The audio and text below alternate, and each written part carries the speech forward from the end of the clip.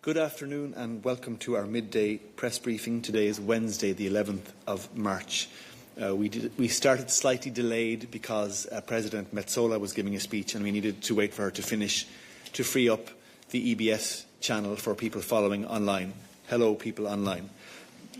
I would like to start drawing your attention to the decisions corresponding to infringement procedures that we have published today. To help citizens and businesses fully enjoy the benefits that the EU brings, we continuously engage with them and, if necessary, initiate infringement procedures against Member States. The decisions published today include 35 letters of formal notice and 16 reasoned opinions. The Commission also decided to refer 2 cases to the Court of Justice of the European Union. In addition, we decided to close 44 cases in which we considered that the Member States concerned brought an infringement to an end and ensured compliance with EU law. We have published a comprehensive memo detailing today's decisions, together with a dedicated press release on our decision to refer a Member State to the Court of Justice. I invite you to have a look at these online. That is it for our announcements today. We can go directly to your questions. Who wants to kick us off? Back here. Thank you, Olaf. It's Dorota from Polish Public TV TVP, and I have a question for Thomas. It's about the SAFE program. Sorry, I was rushing. So there is a spat in Poland, which I think is now known in Europe, between the Polish president and the Polish government. President Nawrocki is planning to veto the money for rearmament in Poland, and the government prepare a plan B when the money will be accepted despite the veto of the president. But my question is, will the Commission in such a case still approve the loan to Poland? Good. Dzień dobry. So, first, let me start by saying that Poland is the biggest beneficiary of SAFE. 43.7 billion euro out of the 150 billion envelope. Why? Because Poland is the backbone of the Eastern Flank Watch. That's number one. And second, let's not forget that Poland has submitted a very strong national SAFE plan, which was approved both by the Commission and the Council in record time. We now need to deliver and implement it for Poland, for Ukraine, and for the security of the European Union as a whole. Now, that being said, we will not at this stage enter into political debates that are happening at Polish national level. We're fully aligned on SAFE. We have a clear objective. We have a solid plan. And the Commission's view and the Commission's objective is to, of course, deliver on it and to implement it. Thank you, Thomas. A follow-up. Yes, but what do you expect from the Polish government? What Poland has to be done? What is the final condition for the money to be contributed to Poland? Thank you. I will not go into conditionalities. I prefer to focus on next steps. What is the concrete next steps for the 16 plans that were already approved by both the Commission and the Council, including the Polish one? The next step would be, together with the Member States, to sign individual loan agreements, and then the Commission can disburse the initial amounts going up to 15% so that the projects can then kickstart at national level. These would be the concrete next steps. Thank you, Thomas. Do we have other questions on SAFE for Thomas? Do we have other questions for Thomas on the many topics he covers? Jan.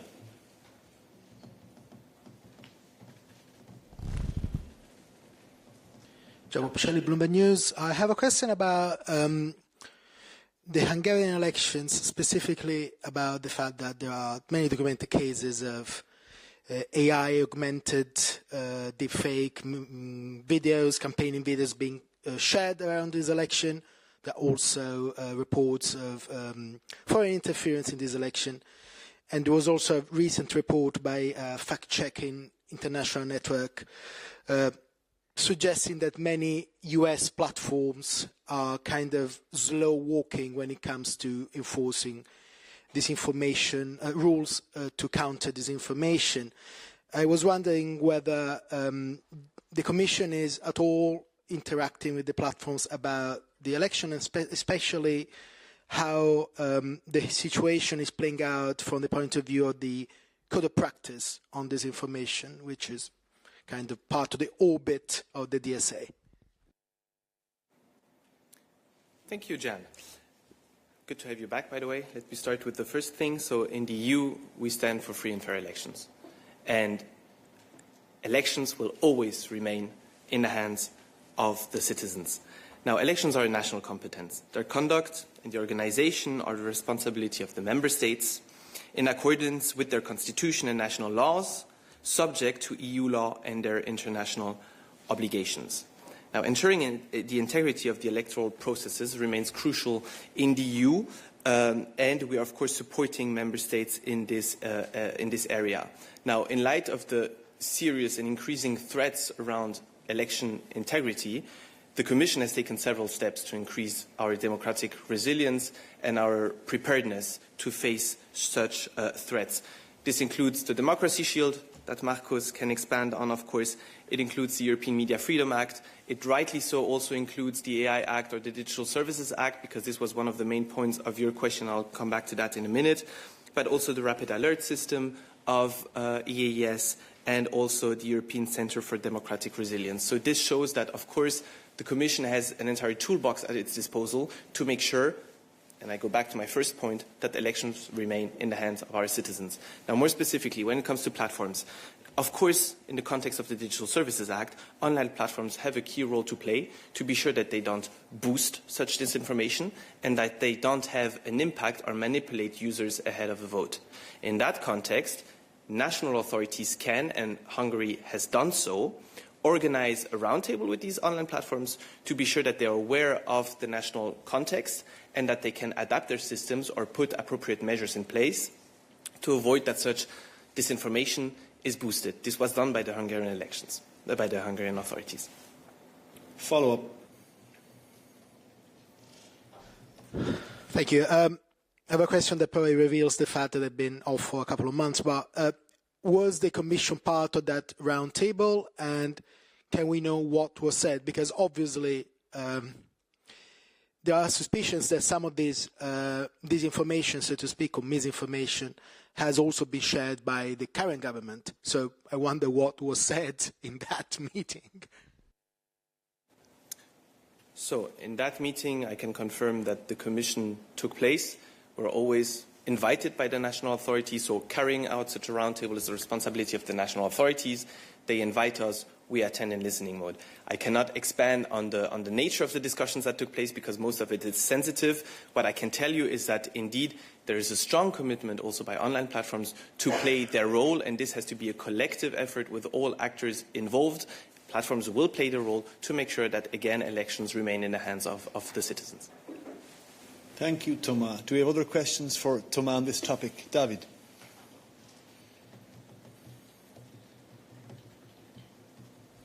Thank you. David Carretta, Radio Radicale. Thomas, according to the Financial Times, the Kremlin has launched a disinformation campaign aimed at helping Hungarian Prime Minister Viktor Orban get re-elected next month via a plan by social design agency, which is a Kremlin-linked media consultancy under Western sanctions. And this is to bolster Fidesz party by flooding social media with messages designed in Russia and posted by influential Hungarians. What happens in these cases? Thank you. So this brings us back to the responsibility of online platforms indeed. You're right, David, they have a big role to play in our democracies, in our societies. Why? Because we all consume information online. We follow political campaigns online, definitely. What is the role that they have to play? Again, they're not allowed to boost it. We know that sometimes it may happen. This is why we have several investigations ongoing in the framework of the DSA.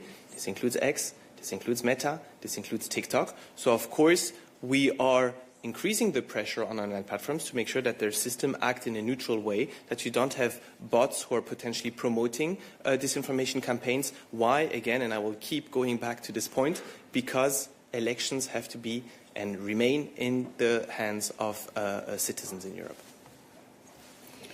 Thank you, Thomas. Is it on this topic? Go ahead. Yeah, thank you. It's again on the enforcement of the DSA. You're referring to the national authorities who have to remind the online platforms to not boost disinformation content. But isn't this exercise kind of absurd, since it's in Hungary it's the national government who is manipulating information? To say at least absurd, because on the other hand could even be counterproductive if they push the online platforms to probably slow down content of the opposition's party. Or yes. Thanks, Remo. I don't think it's counterproductive, to the opposite. I mean, why the Hungarian authorities have organized such a roundtable, I leave it to you to ask them directly. I'm not speaking on behalf of the Hungarian government.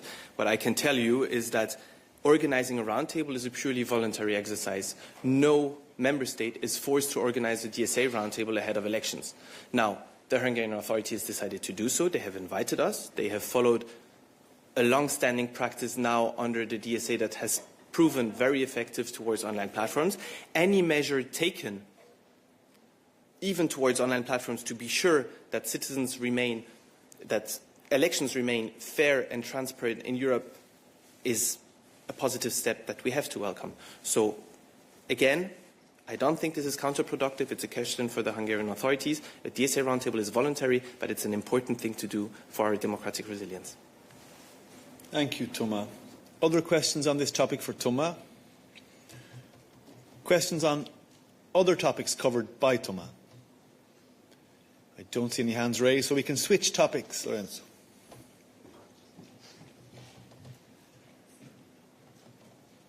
Yes, it's about energy and energy prices. Yesterday there was this discussion and the presentation by the Commission of these new packages, and we were discussing the fact that the market design for fixing the price of electric energy is according to the Commission, is good, and it should remain as it is after the reform. But I remember that after Alden-Biesen, President von der Leyen said, and I quote, that there was a discussion, an intense discussion, why our merit order system, which is the system to fix the price, in the very end takes the most expensive resource. We did not come to a conclusion. I want to be very clear. At the next European Council, I will bring different options and findings on whether it is time to move forward on the market design or whether we are still good on this market design. Now, this means, as I read it, that there will be options to be discussed by the heads of state and government about the possibility to modify the market design. And according to what I heard yesterday, the Commission has no intention to modify the market design and considers, after an assessment, internal assessment, that the market design is good as it is now, after the reform. Can you please clarify if the President of the Commission is going to present an option to discuss and possibly also modify the market design or not? Thanks. On energy prices, very much the topic these days, and also the focus of the President's speech in the Parliament today, which she just delivered. So she was actually quite explicit in the speech about her intentions as regards the upcoming European Council. So you will be able to see when you're reading the speech, she made very clear that we need to address the 4 factors that currently make up the energy price. She has said before that we have a structural issue in Europe that keeps our energy prices high and disadvantages our competitiveness and our industry, and obviously is detrimental to citizens when they have these high bills. So basically she mentioned the 4 components, none of them new. So it's the cost of the energy itself, grid charges, which make up almost 20%, taxes and levies, around 15%, and carbon costs on average around 11%. And then, of course, the cost, which is more or less a bit more than half of the entire wholesale price. So these are average, they're not static in all member states, vary a little bit depending on the energy mix in each member state, but these are the aspects that we want to now be addressing. And on the market design, which is, what she did say, that the current market design has delivered and there's overall support for the current system. But it is crucial, and I'm quoting from her speech, it is crucial that we reduce the cost impact when gas sets the electricity price. Therefore, we are, the Commission, preparing different options, better use of purchase power agreements and contracts for difference, state aid measures, and we are exploring subsidizing or even capping the gas price. This is what she said on the market design. So this will be one of the options she mentioned, as you rightly corrected as you rightly mentioned and quoted from her previous remarks. She did say that there will be options that are being prepared for this meeting in the European Council. So market design, definitely one of them. Grid charges, another one. And then taxes, levies, and that is basically where but she was quite explicit in the speech of the intentions that are now guiding the work internally in the Commission, and that will be presented at the Council. This is where I will leave it. Thank you, Anna Kaiser, for the very clear and comprehensive answer. I'll come over to Carl.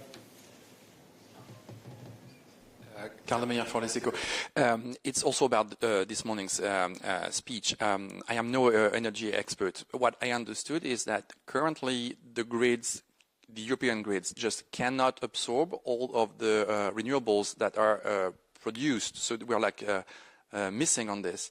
So can you please explain if that's the case? Do you have figures about that? And is it possible to fix that rapidly, and how?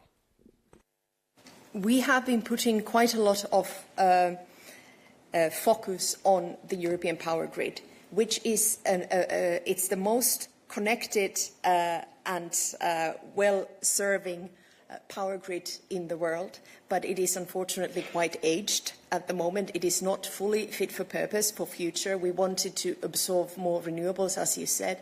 It is correct in its current shape. It is not doing this. Therefore, we have been having several very high-level consultations with the industry, how we can best address what their needs are and what are the bottlenecks that they are facing. And the main problems tend to be with the very long permitting, which is, again, a competitiveness issue for us, and then just simply that it is kind of I mean, it's quite aged, it's quite old, and it's not fully fit for purpose as regards renewables. We want to ramp up renewables massively in Europe in the next years.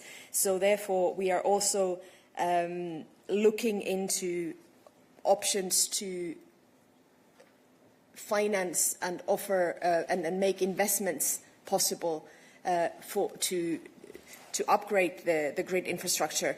And this is very much, I mean, it's one of the main work strands, because we talk about electrification, we talk about increasing renewables, so obviously our grid infrastructure has to be supportive of this, and it has to be able to absorb. So this is what we are doing, and there's quite a lot of, we have grids package is still coming, but we have been presenting the grids action plans, which outlines the investment options, the support that we are giving. If you look at the proposal we made for the upcoming financial, multi-annual financial framework, they're also featuring strongly. So it is definitely something that we have on the radar, because obviously we cannot talk about increasing the amount of renewables if we don't have infrastructure to actually absorb it and to be able to deliver it across Europe. Thank you, Anna-Kaisa. Other questions on energy markets or infrastructure for Anna-Kaisa Vitali?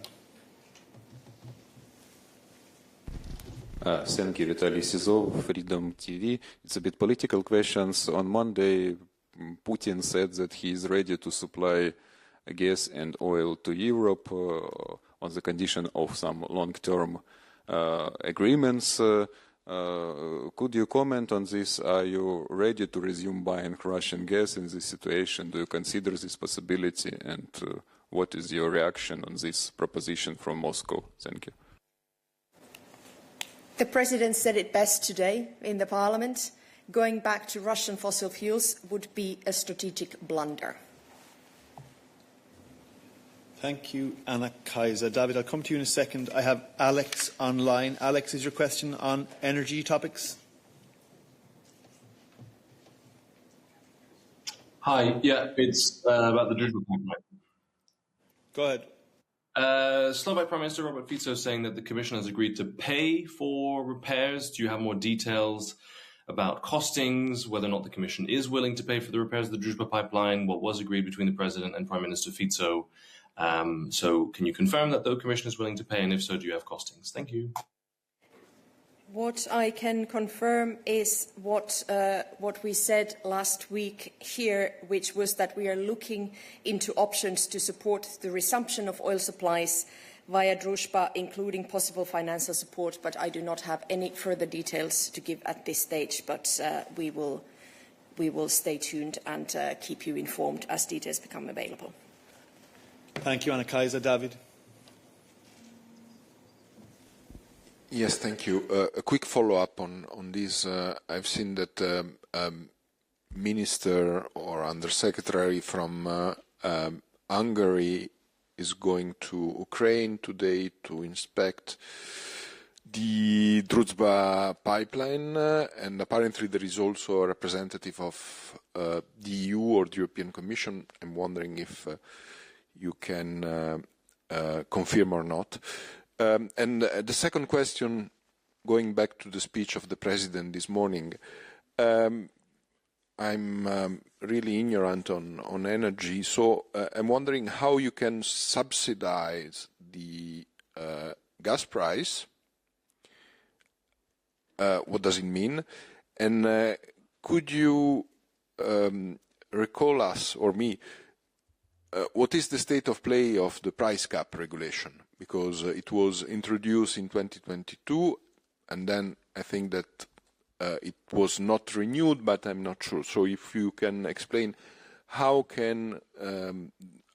should the EU proceed in case this option will be proposed by the Commission. Thank you. On your first question, I have to state what the President announced today, which was that we would be exploring subsidizing or capping the gas price. So this is now obviously work that we are doing, that our experts are doing rather, so that we will have an option to present in the Council. I do not have the details yet. To the one of the emergency legislation that you refer to that was presented in 22 to address the previous energy crisis. Now, it was for a limited period of time. If my memory serves, which is entirely possible it doesn't serve, it was extended once to last until the end of 24-25. But with the risk of being misquoted, I would rather check. But it was introduced to address the then energy crisis for a limited period of time. But I will have to check exactly what the situation is. It was actually, yes, it was extended to January 25. Thanks, Anna Kaiser. Nikolaus. Thank you so much, Nicholas Koma, for your active. Just following up on that, can you tell us, given that there's a prior example of such an undertaking in the EU, the Iberian exemption, can you tell us how much the Commission estimates that the Iberian exemption cost taxpayer money and what benefits it delivered to consumers? And secondly, we hear that the IEA is releasing stocks. Do you already have the figures for how much the EU broadly is releasing across its 27 member states? For example, the Germans are releasing like 18 million barrels.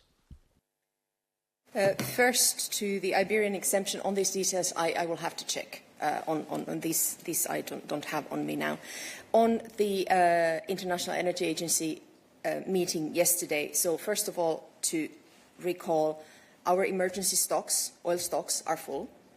We do not see an immediate security of supply issue in the European Union for gas or for oil in the short term. However, we stand ready to take all necessary measures in coordination with the International Energy Agency members and take into account regional and national circumstances and security considerations. So the IEA Governing Board, they met yesterday to discuss potential action and to get a sense of willingness from its member countries. And this recommendation has not been confirmed yet. The details are for the International Energy Agency to present, not for us here in the Commission, but on the process in the European Union. Our oil coordination group will be meeting again online tomorrow. I do not have the exact hour yet. They will discuss the International Energy Agency request to and also hear our member states' plans. And in the European Union, just to recall on the process how the release of emergency stocks, how it works. The Strategic Oil Reserve is governed by the Oil Reserve Directive. It is from 2009. I invite everybody to read it. And individual member states can release volumes. This is voluntary, and they would take into consideration their national circumstances when doing so. And if EU member states release stock, they will have to inform the Commission immediately, and this is also a requirement per the directive. So we do not have yet these details. The process is still ongoing at the International Energy Agency. We are expecting them to make an announcement this afternoon, and we will then have the details tomorrow at the Oil Coordination Group when our member states give their views of where they are. Thank you, Anna Kaiser. Okay, one last follow-up on energy before we let Anna Kaiser go from the podium. Yeah, thank you so much. Sorry for that. The German minister just announced the figures of the release and framed it as a sort of mutual assistance to European allies in Asia, specifically Korea and Japan. If the EU were to release a significant amount of its stocks, would this also be considered sort of assistance to its G7 allies? Again, these details to be discussed in the Oil Coordination Group, and just also to remind, given that I gave a little bit of the context of how this release of stocks works, all our member states, as I said, the emergency stocks for the European Union are full. Our regulation requires all member states to hold reserves, oil reserves of 90 days. These are full, and these would be the stocks where the releases would be made. But again, Oil Coordination Group meeting tomorrow, having a full discussion, discussing the IEA recommendation, hearing from member states who want to do what, and then we take a coordinated approach forward. Thanks a million for all those answers, Anna Kaiser. We'll now switch to other topics, dear colleagues. Other topics for us today. To play. Oui, bonjour Olivier Vaub, AFP. Je pense que c'est une question pour Anouar. Ça concerne le tweet de Mme Kallas sur des sanctions contre l'Iran. Et on n'arrive pas bien à comprendre s'il s'agit de nouvelles sanctions, de sanctions qui ont déjà été prises, mais c'est une nouvelle étape. Et puis il y a aussi une question sur la RDC, si vous avez des précisions sur l'attaque qui a eu lieu contre des humanitaires. Est-ce que du personnel de la mission ECHO est sont concernés, combien, s'il y a des blessés, etc., etc. Merci. Merci beaucoup. Anouar vient sur le pupitre.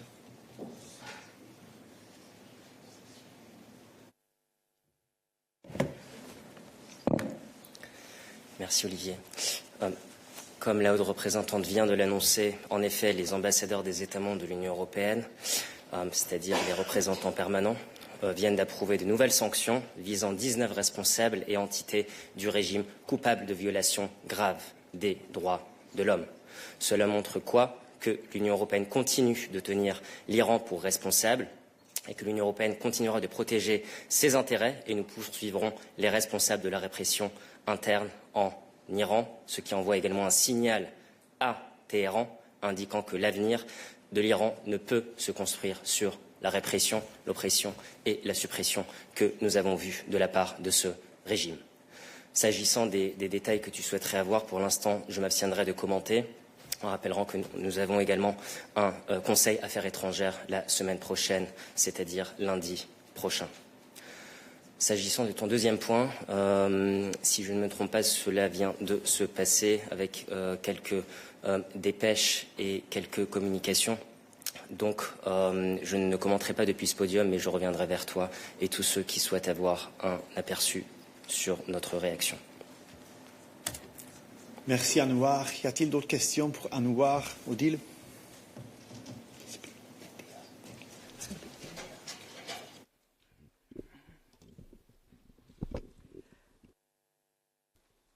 Oui, Odile Harvey pour Radio Nord-Bretagne.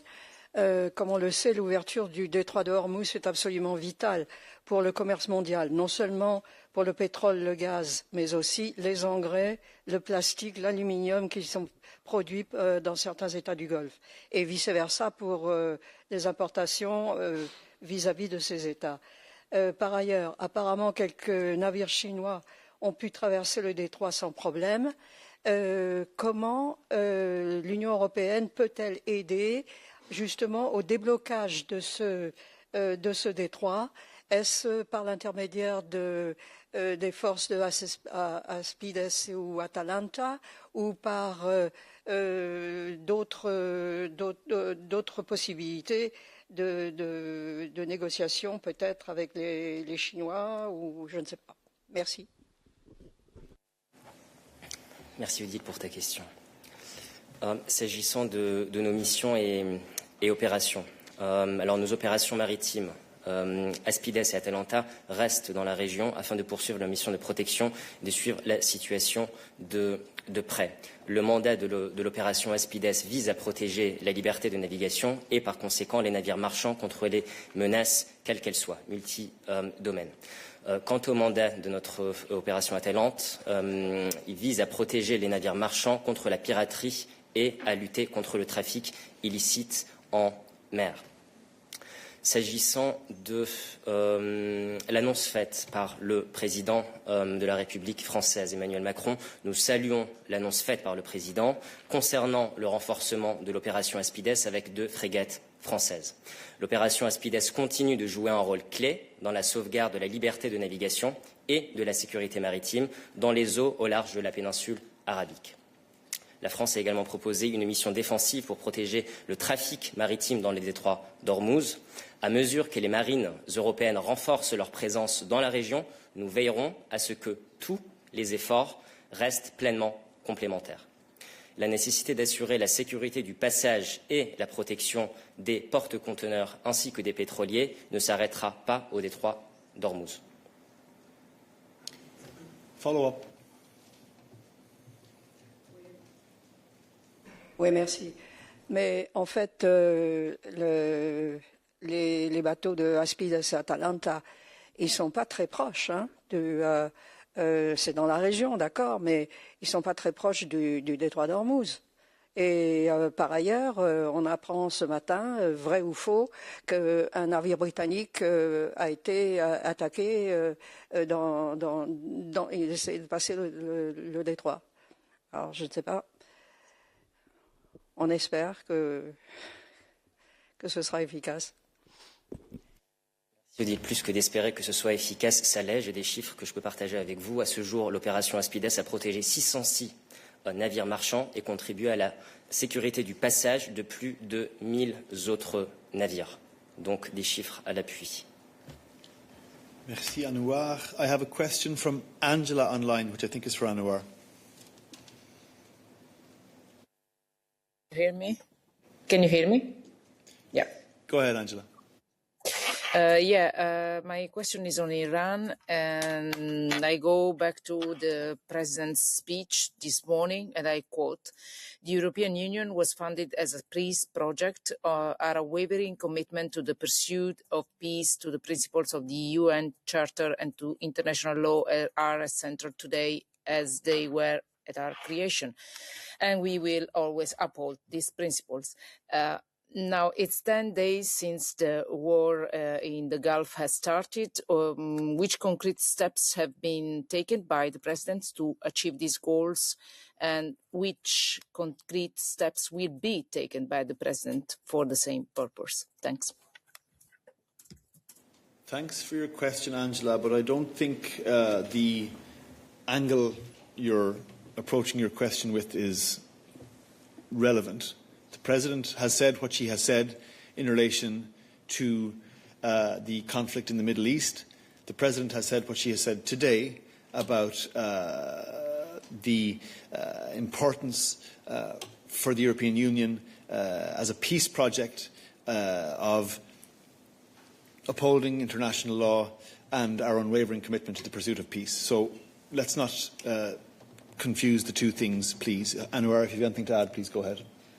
I may just add that true to our values, and this is also to square the circle with the previous question in terms of sanctions that have also now been announced in terms of political agreement.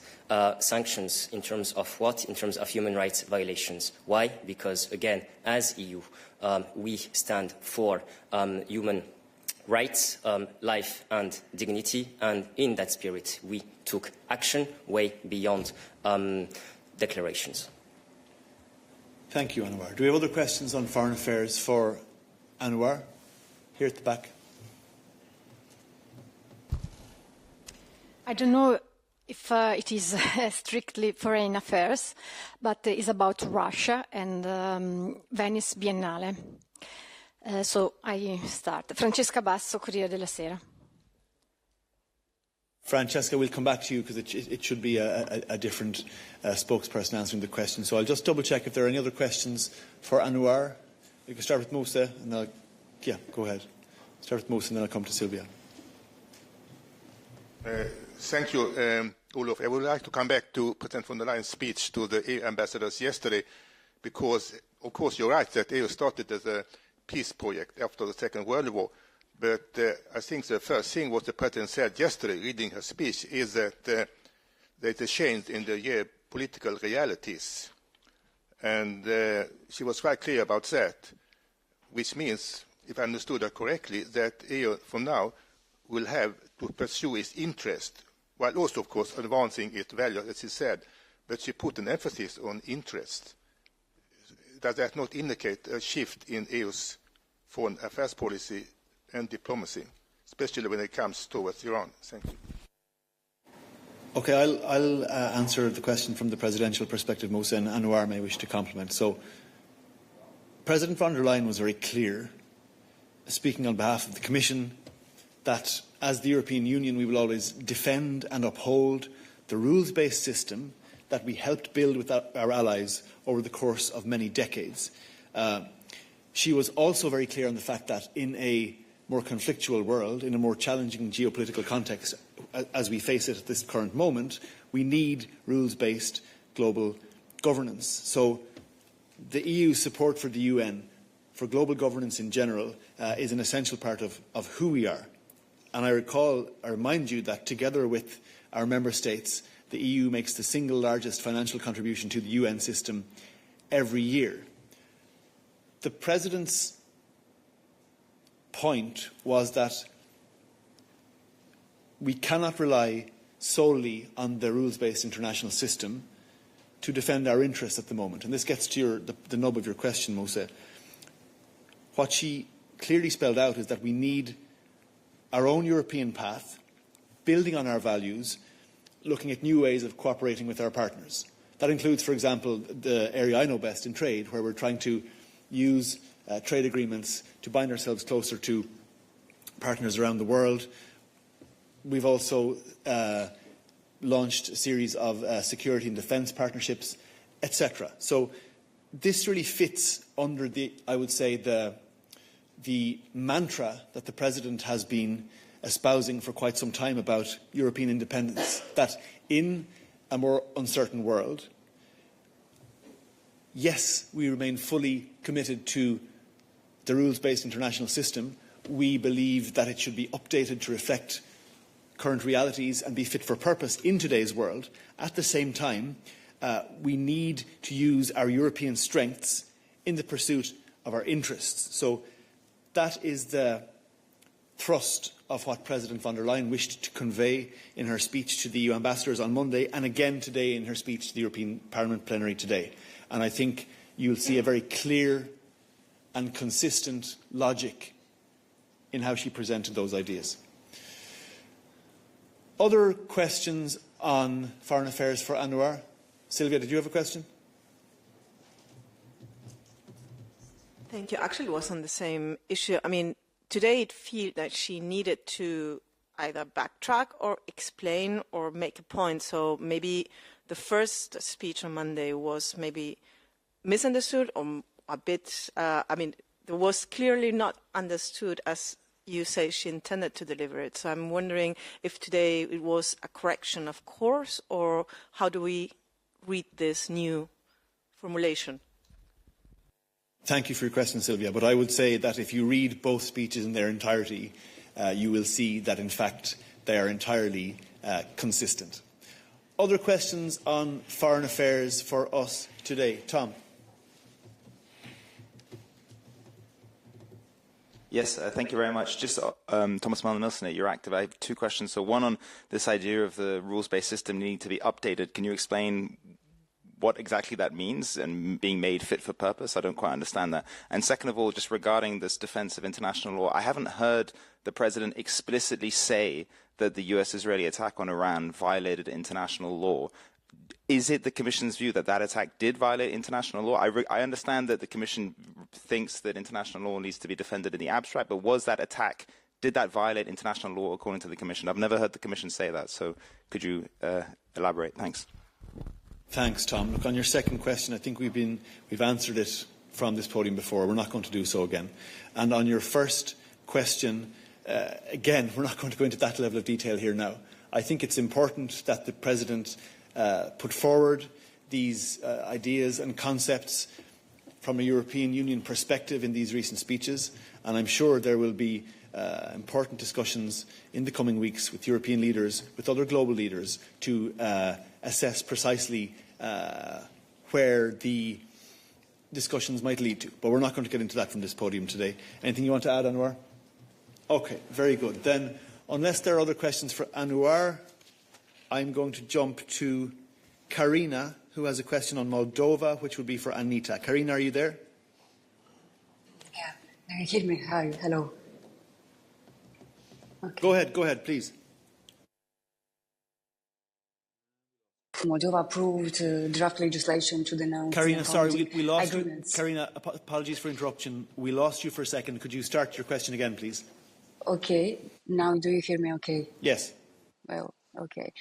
Today, the government of the Republic of Moldova approved draft legislation to denounce the founding agreements of the Commonwealth of Independent States, initiating the country's withdrawal from the organization in the context of Russia's war against Ukraine and the European Union stated geopolitical approach to enlargement. Does the European Commission see Moldova is move away from post-Soviet structures as reinforcing the strategic case for advancing and for accelerate its EU accession process?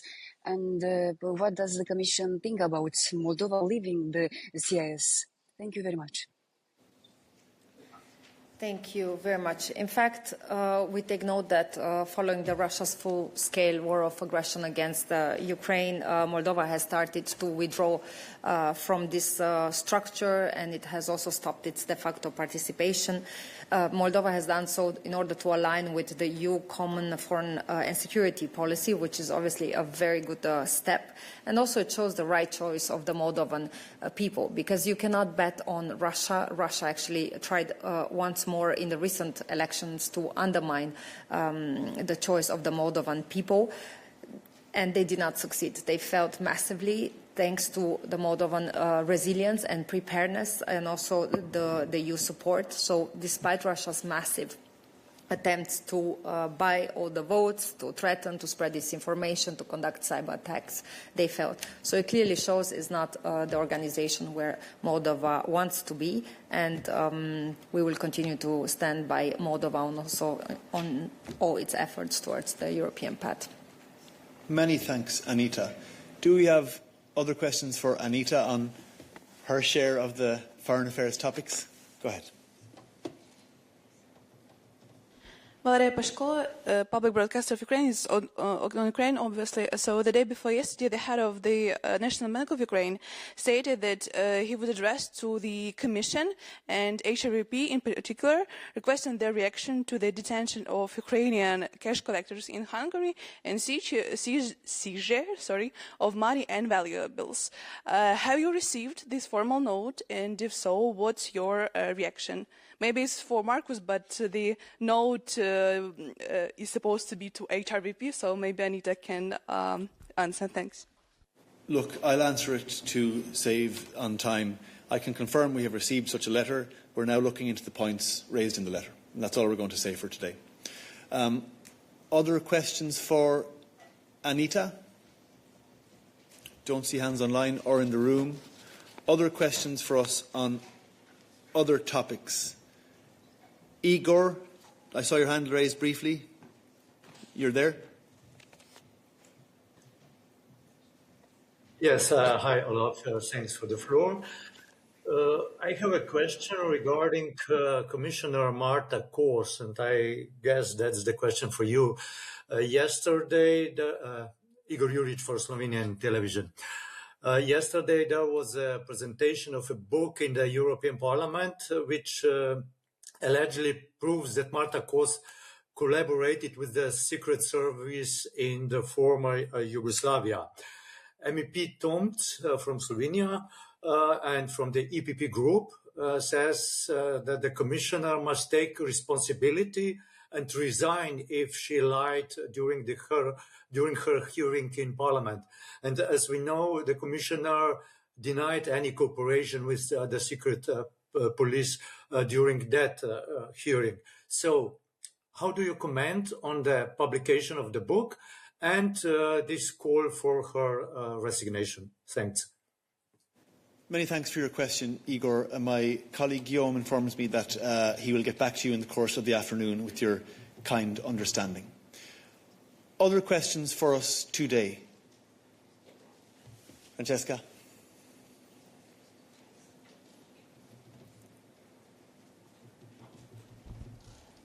Francesca Basso, Corriere della Sera. I would like to know if you have a comment or a position on the decision taken by Venice Biennale to let Russia participate in the International Art Exposition. This is the first time since the beginning of the war in Ukraine, and 22 countries signed a joint letter to ask the art institution to reconsider their decision. So I would like to know if the Commission has something to say on that. Thank you. Hello, Francesca. Yes, we published a statement yesterday on behalf of Executive Vice President Hanna Virkkunen and Commissioner Mikalev. Very briefly, yes, the Commission condemns the decision of the Fondazione Biennale to allow Russia to participate in the 2026 Venice Biennale art exhibition. Why? Because culture in Europe should promote and safeguard democratic values, foster open dialogue, diversity, and freedom of expression, values which are not honored in today's Russia. Thank you very much, Thomas. David? Thank you. Yes, a follow-up on this issue, because in the statement of Vice President Virkkunen and Commissioner Mikalev, you said also that should the Fondazione Biennale go forward with its decision to allow Russia's participation, the Commission would examine further action, including the suspension or termination of an ongoing EU grant. I'm wondering which grant it is and how much money involved. Thank you. So, the Fondazione Biennale, sorry, my Italian is not that good, receives support for film production, film markets, and training. Under the current Creative Europe Media Programme, it's a grant of €2 million for a period of 3 years that will support film producers, immersive technologies, and training. Thank you, Thomas. Do we have other questions on this topic for Thomas? Mathieu, online?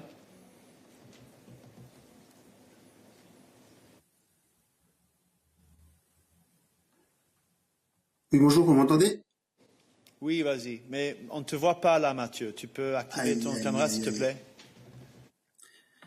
Et quand j'allume le programme, je me vois, et quand je demande la parole, mais Mathieu, c'est pas mon problème, là.